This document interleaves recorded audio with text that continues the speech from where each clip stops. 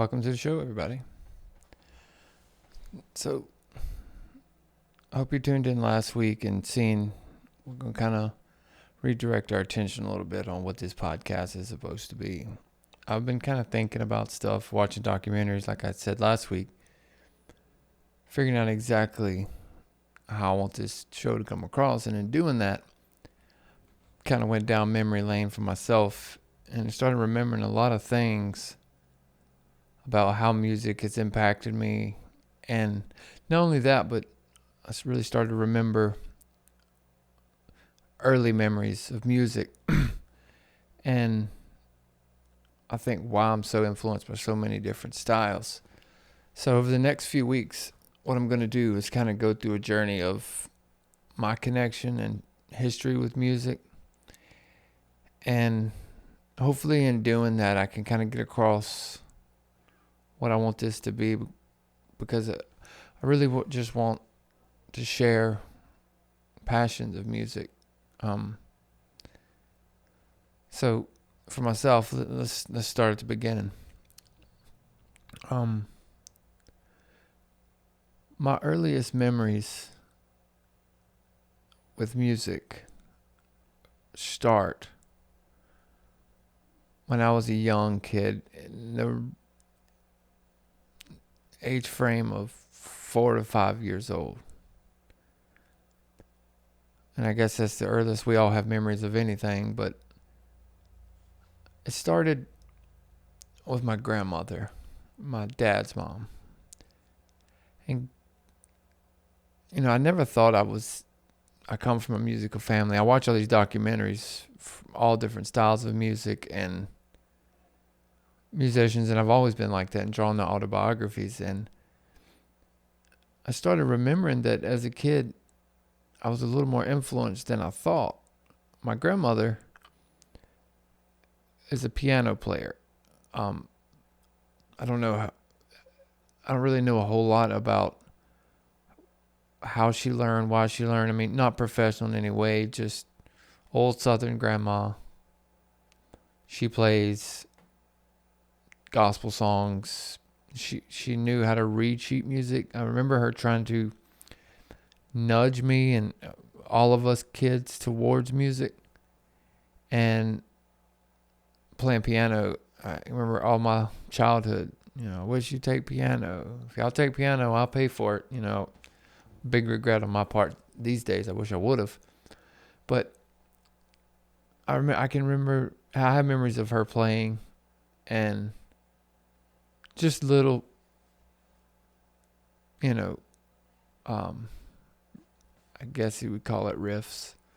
She'd open up her music books on her piano.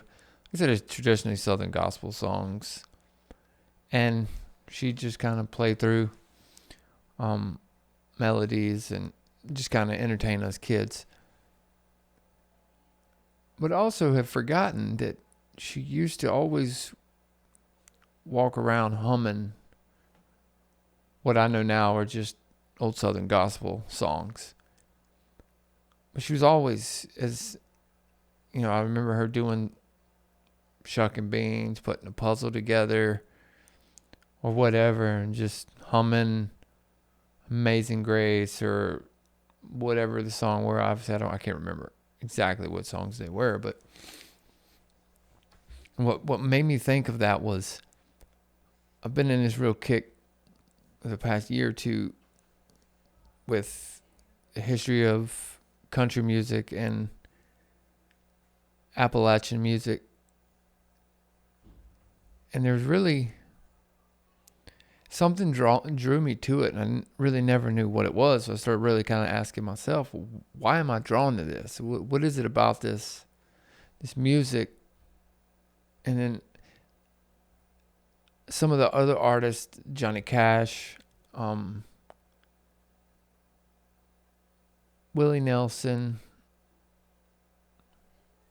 these songwriters from those days. I've always been more drawn to songwriters because I could connect. A lot of pop music and even country music and rock music as well is artists covering other artists singing their songs, and it's more of they can carry a tune.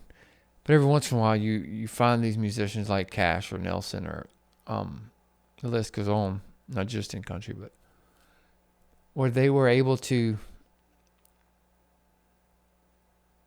get across what they wanted and tell a story. And it's because of the music they grew up on. And all the stories are the same. I listened to the radio back in the 30s and 40s as a family and looking forward to tuning in to those stations. And I connected with that because I think that's where my grandmother was always humming.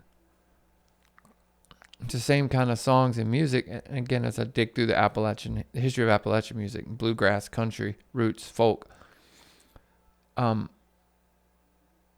realize it's all around the same thing. It's when music was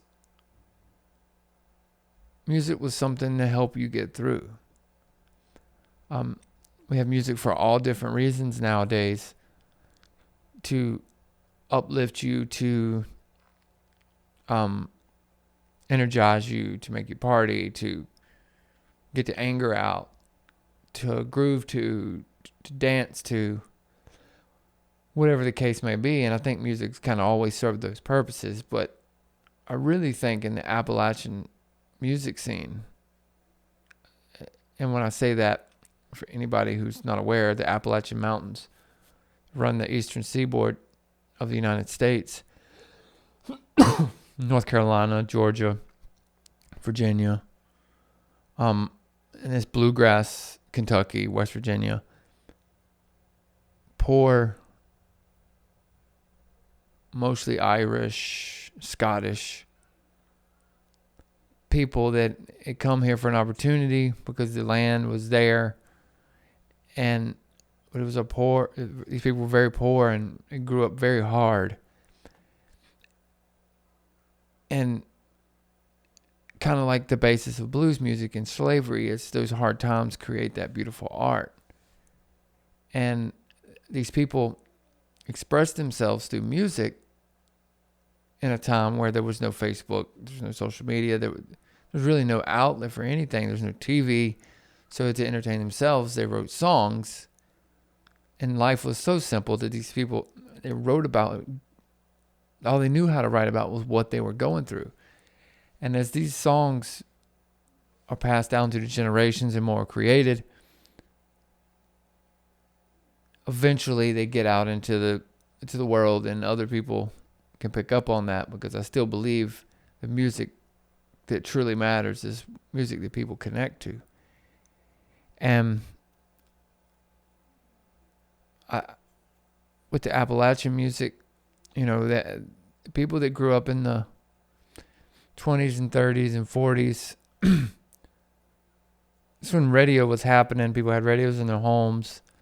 But there was a group, the Carter family, who John Cash married into.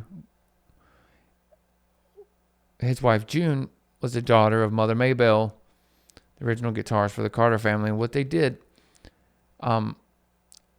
A.P. Carter, there was three to begin with. It was Maybelle, A.P., I can't remember the third, but it was Maybelle's sister. She was married to A.P. And what A.P. would do was travel around. I think they were out of Virginia. They would travel around in the mountains and all, collecting these songs from these people. And then he would go and record them. And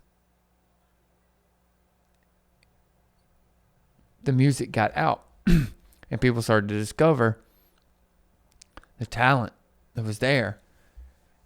And people started connecting to that music. And the people like Johnny Cash and Willie Nelson, and even people like my grandmother, grew up in that. And as I get older, I realize now, as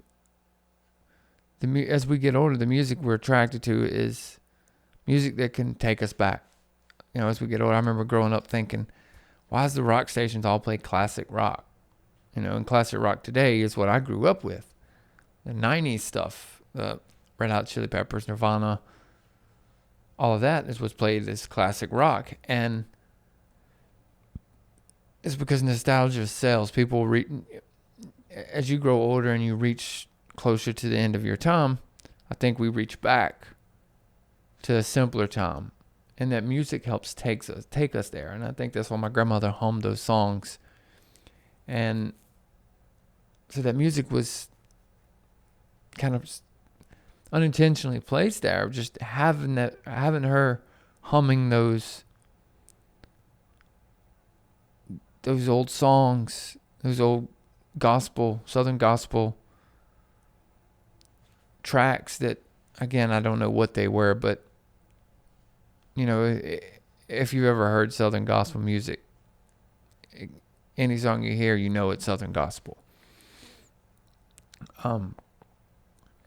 So again, digging back into my past, I didn't realize how much my father's mom played a part in laying that foundation to what music meant to me, because I never had anybody in my family. But as I've gotten older and as I look back, I'm realizing that music was really there every step of the way. My grandmother, I think, that kind of laid the foundation. Humming those melodies, playing the piano, even though it was just a little bit. It wasn't, it's not as if I was play it for me all the time or she played it all the time. For the most part, it was just us kids beating on the keys, and her yelling in the other room to cut that shit out. But, I'm thankful she's still alive. She's still around. She celebrates her 86th birthday this year. I see her slowly deteriorating out. And, I wish I would have took the time to dig into more of that music side with her. See what kind of connection it was for her. But, I'm thankful for her planting that seed. My mother's parents, I grew up beside my father's mother. My grandfather passed away when I was 2, so I didn't know him. He plays a huge part in my life, but as far as this story goes, we'll continue that another time. My mother's parents lived about 30 minutes away. They have a lot of grandkids. I think they had 10 children. And by the time my mother's mom died a few years ago, there were over 100 and some of us from that lineage out. So many kids and grandkids. I think she got married when she was 13 or 14 and started spitting kids out then. And my mother is the second youngest, if I'm not mistaken. But I started thinking about them as well. And when she passed away, and I don't remember if she gave this to me before she passed, or if through digging through things it was found and my mother thought he would love this. But she gave me this container. It's like a bin, a little whatever bin that it's got these magazines, these country music magazines from the 60s and 70s. With all the artists of those days. The Tammy Wynette, Johnny Cash, Elvis Presley. The list goes on. Stacks of magazines. And I've still got them. I eventually want to put them in my studio. I just haven't gotten around to that yet. But they were more musically inclined. Not playing wise, but driven by music. There was always music in their home. I wasn't close with either one of them. Like I said, they had so many grandkids. There was never a tight connection. My grandfather, my mother's dad, was very sick when I was little. He had stomach cancer, And he eventually passed away from basically in the 80s when you got cancer and you got chemo. It was worse than the cancer. And the complications from the chemo, he over his years just it killed him. I think he died 94, 93, 94, somewhere in that ballpark. But I can remember going to their house, and he had stacks of movies, of VHSs, of concerts that he recorded. Again, this was really before a time where they really sold VHSs that much, because when VHSs first came out, they were very expensive. DVDs didn't even exist yet. So they would just get VHS tapes and record as they seen it on TV, different awards ceremonies, performances, concerts. You know, in the old days, we didn't have YouTube. You waited and they did an event, you know, catch George Jones on CMT concert Saturday at 9 p.m. And concerts weren't as frequent as they are now, or as easy to attain if you have without money, you know. But I remember him having those stacks of VHSs, and I've told this story before on the podcast, so I'm not going to tell it again. I don't remember what episode. I'll just do a quick kind of run through of it. When I was young, I used to dress up, and I had this blue and black striped shirt, black jeans, cowboy boots, cowboy hat. Garth Brooks fan. In the 90s, Garth Brooks was massively huge. And I had this concert that he did in the early 90s wearing that same outfit. And I could mimic the whole concert start to finish. It was like 2.5 hours. I knew every step, every word, every movement. And I would put that show on for my family. But rewind back, I got that videotape from my grandfather.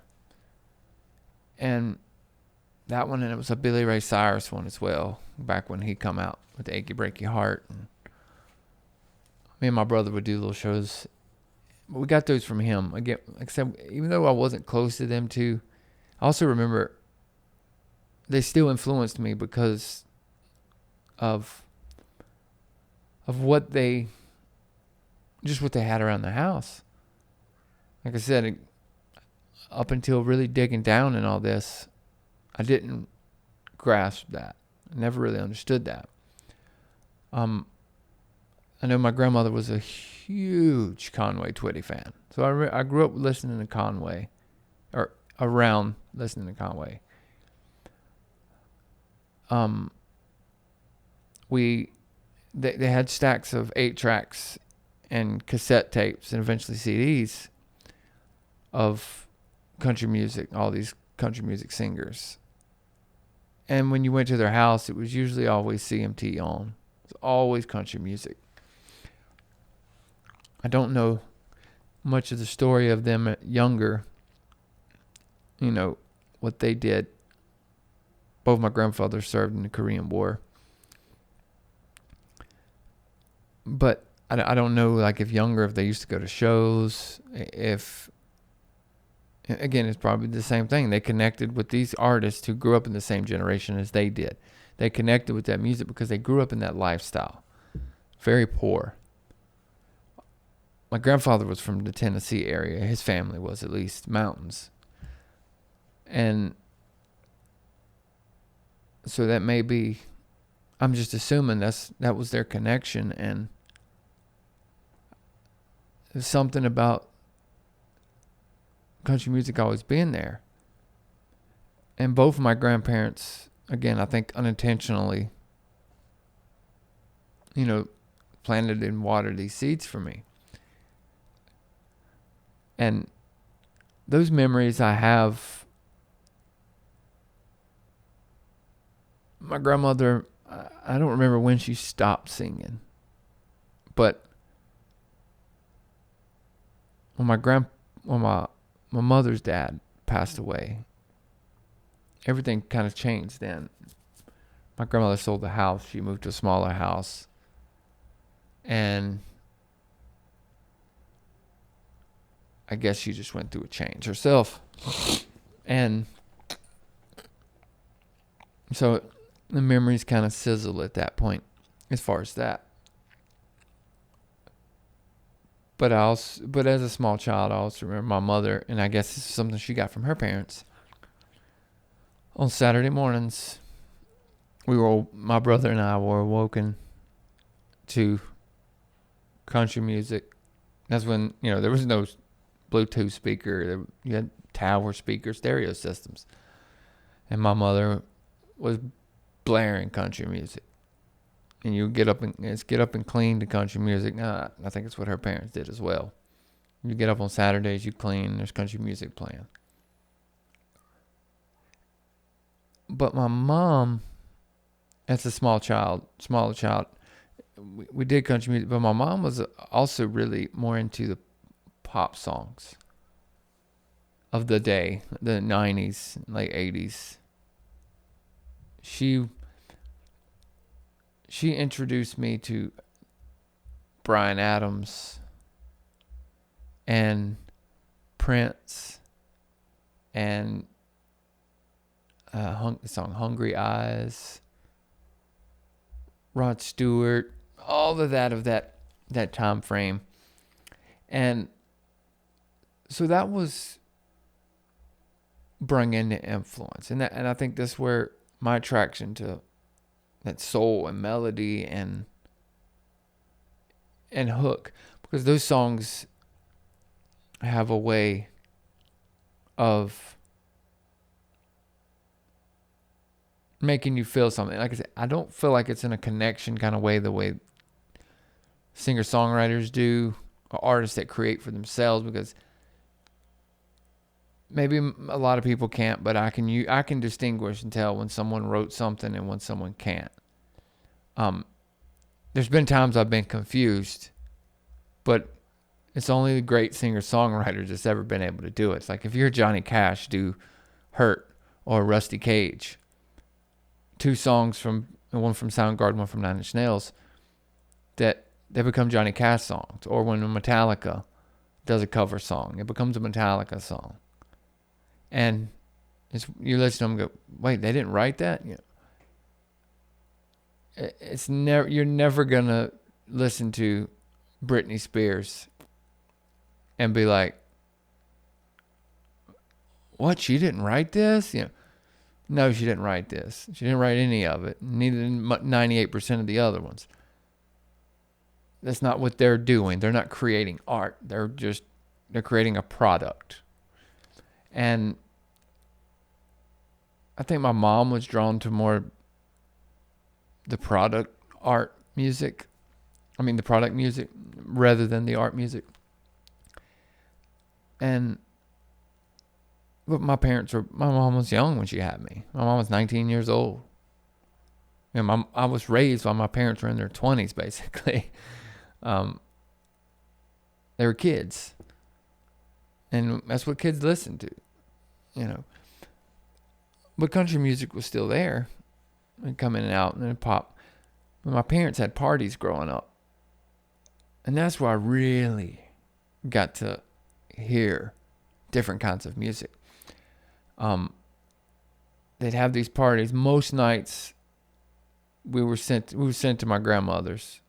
It's like early in that evening we were allowed to be down there, but basically as it started to get dark and they really started the party, we were sent away to my grandmother's next door so they could enjoy themselves without worrying about us kids. And I think that would probably be ages 7 to 10, 11, 12, somewhere in that ballpark. They had these parties, and I would hear different music, wasn't interested in it. It wasn't like I was drawn to it going, I'm going to be a musician, I didn't have that aha moment till later in life, but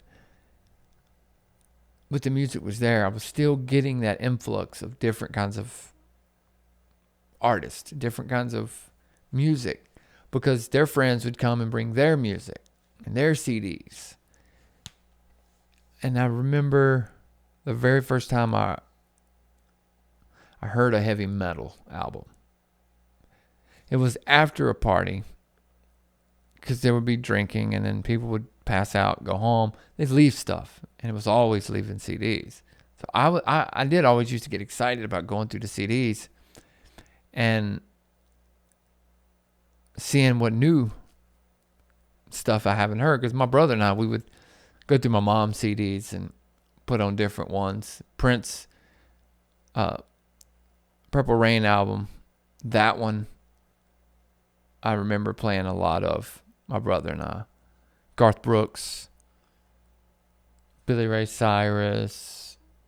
There was a few here and there that we would put on, play a lot. But then when they would leave these CDs, my parents had these friends that left an album that it struck me just from the look of it. I picked this album up and I was like, this is freaking cool. I want to hear it just because of how it looked. And on the cover, you seen this guy that kind of looked like Jason, like this hockey mask, and he was in a straitjacket, like in a mental institution. And it was Quiet Riot's Mental Health. And I picked it up. I was young. It's 90s. I don't know when that album came out. I think that one was early 90s, late 80s. I don't think it was out in the heyday in the early 80s.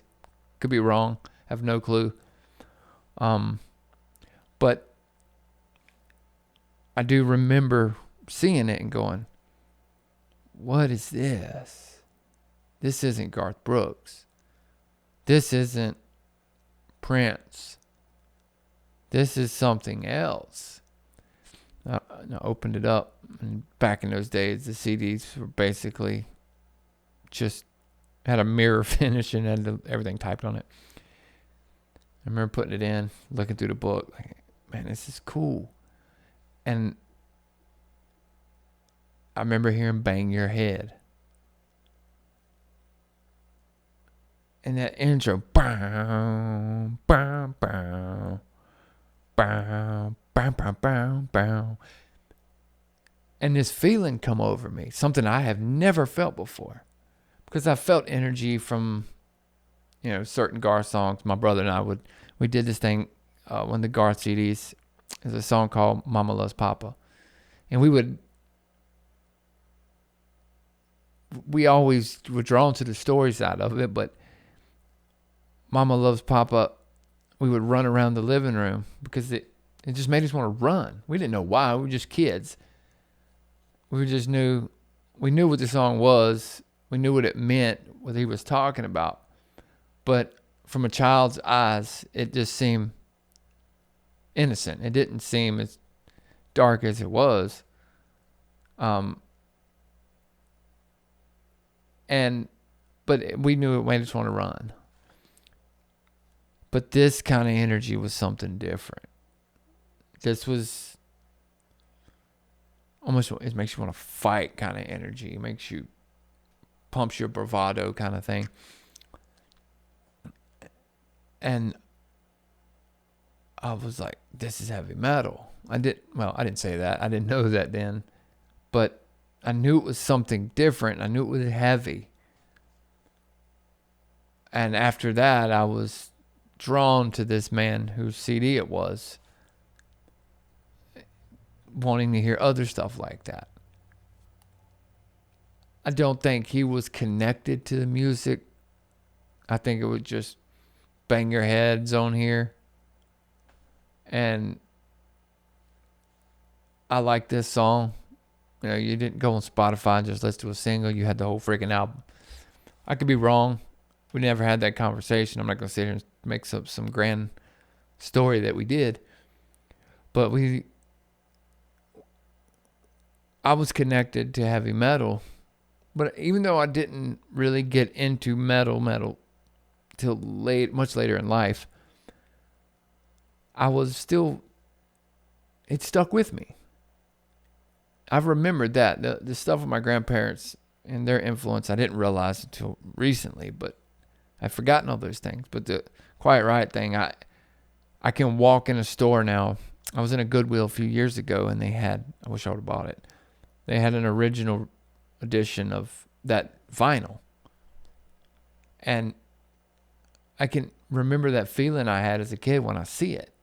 To this day, when I see it, it takes me back. And I remember standing in my mother's den, and where her stereo was, and there was a kitchen table there, and I picked that CD up, and I can remember that feeling. When I pick it up today, I get that same feeling. There was another seed planted there for a different taste of music, something I hadn't been into yet.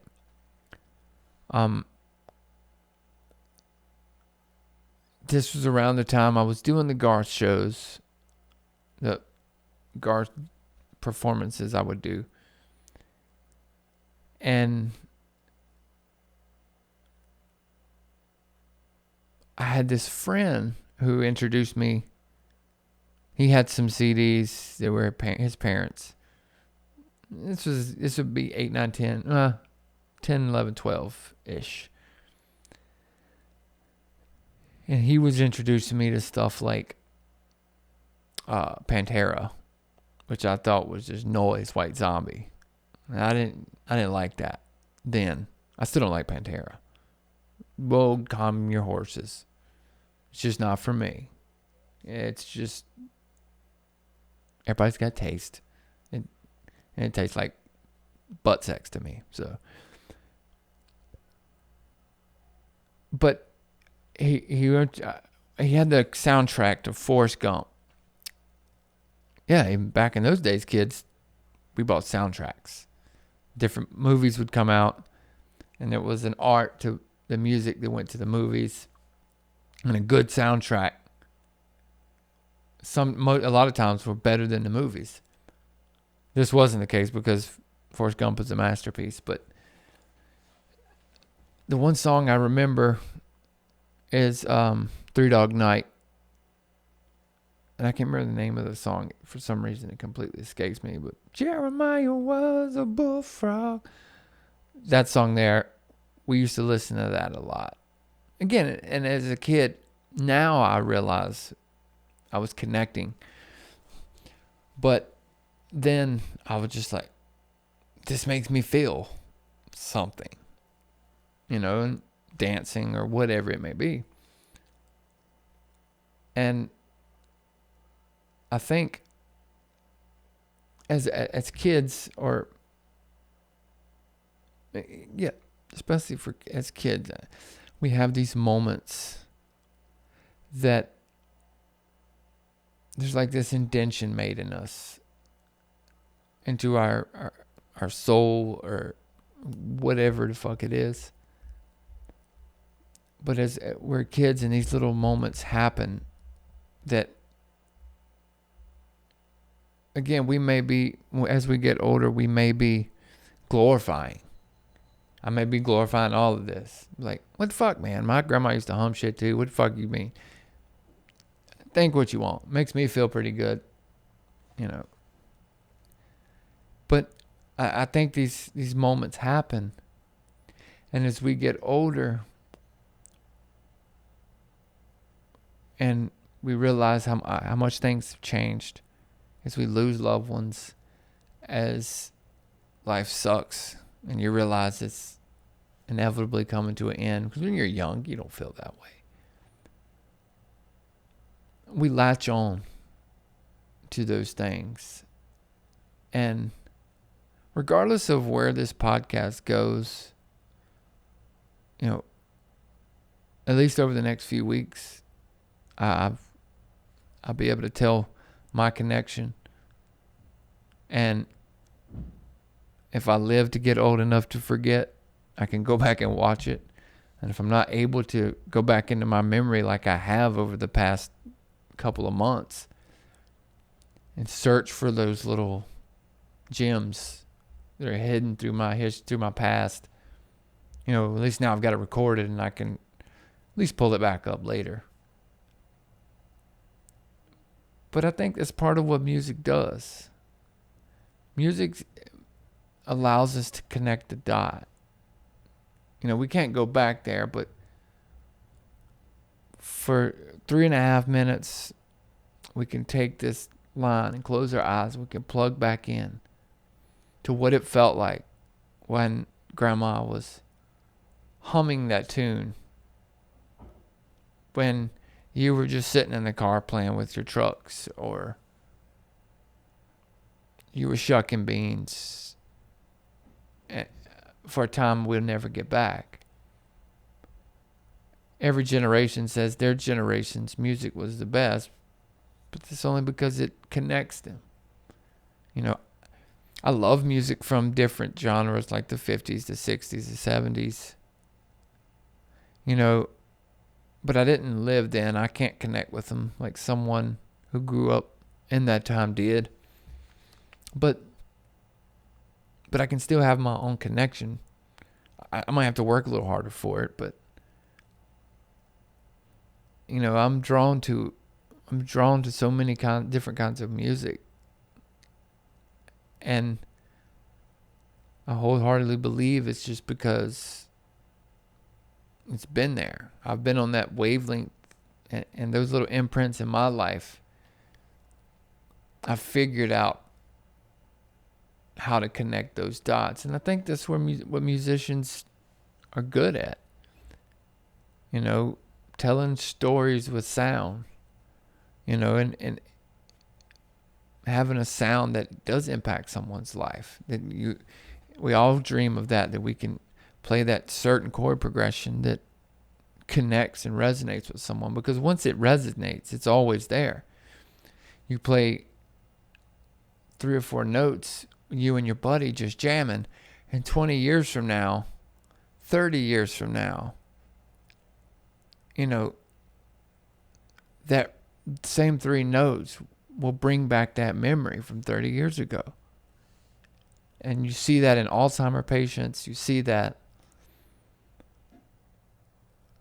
with so many people. And that's part of where I am today. I hope you enjoyed today's episode. I'm talking in my early life. I'm going to crank it up a little bit next week. We'll get into my teenage years and talk about my connection with music then. Take some time for yourself and think about what music's done for you and how you connect, and think back on what kind of stories you can tell just off of song. My grandmother humming. Can't tell you what she hums, but I can remember spending time with her, shucking corn or hulling beans, or her sitting on the swing with us outside and her just humming to herself. And those are great memories of my grandmother. Like I said, I'm lucky she's still partially here. But I can always hang on to that. And I know if you dig in yourself, you can find those connections too. As human beings, we have a way to connect and tell story through music. Thank you for listening, and I'll see you next week. Peace.